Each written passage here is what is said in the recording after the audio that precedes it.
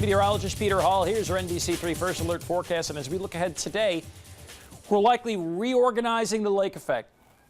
As expected yesterday, heavy snow in the east of Lake Ontario areas. Then it dropped through central New York, gave a little snow, weakened. That's what happened late last night and this morning. We'll have some leftovers early this morning in central New York, reorganizing, especially north of Route 31, and getting stronger directly east of the lake. I'll show you that. When you're not in the lake, fix some sun. Temperatures today, starting and ending 10 to 15 degrees below normal. And over the next 7 days, remaining notably below normal as well. Sustained shivers, you might say, with below normal readings.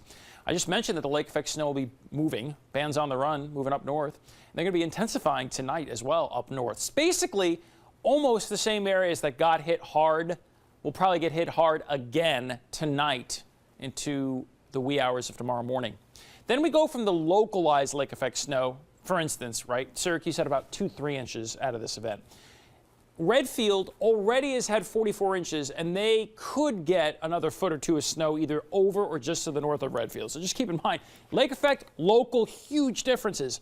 This thing Saturday and Saturday night is not lake effect. It is a, I don't want to use the word storm snow, but it's an area of low pressure that gives widespread, sustained but light snow and likely accumulation. More on that in a minute.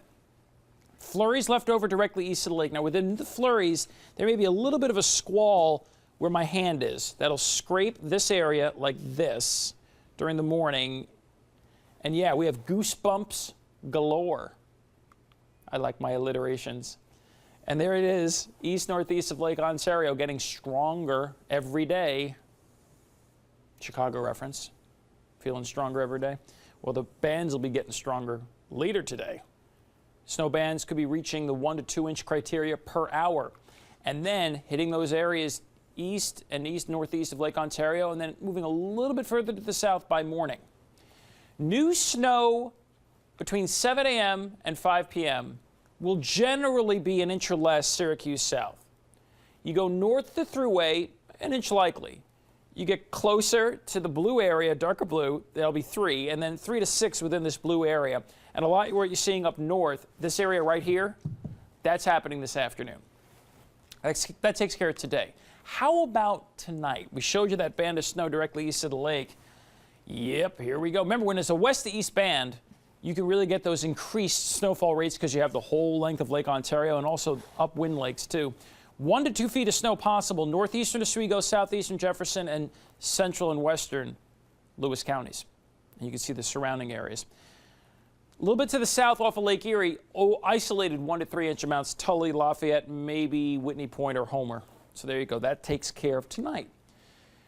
Well, you wake up tomorrow morning, and there's going to be a heavier squall just north of Route 31. Now, this is going to swing south, but watch what happens. It swings south fast and falls apart. So what that probably means is a very quick, maybe during the morning rush would be bad, though, a quick 1-2 inches of snow south of the Route 31 corridor in Syracuse and Point South. And then it's just flurries the rest of the day. Both today and tomorrow, 20 to 25 degrees.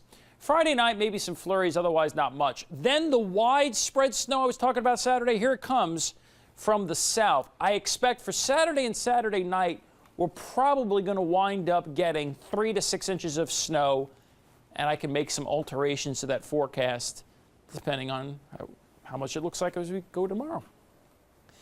That's an updated look at your forecast. Find more on our website, cnycentral.com.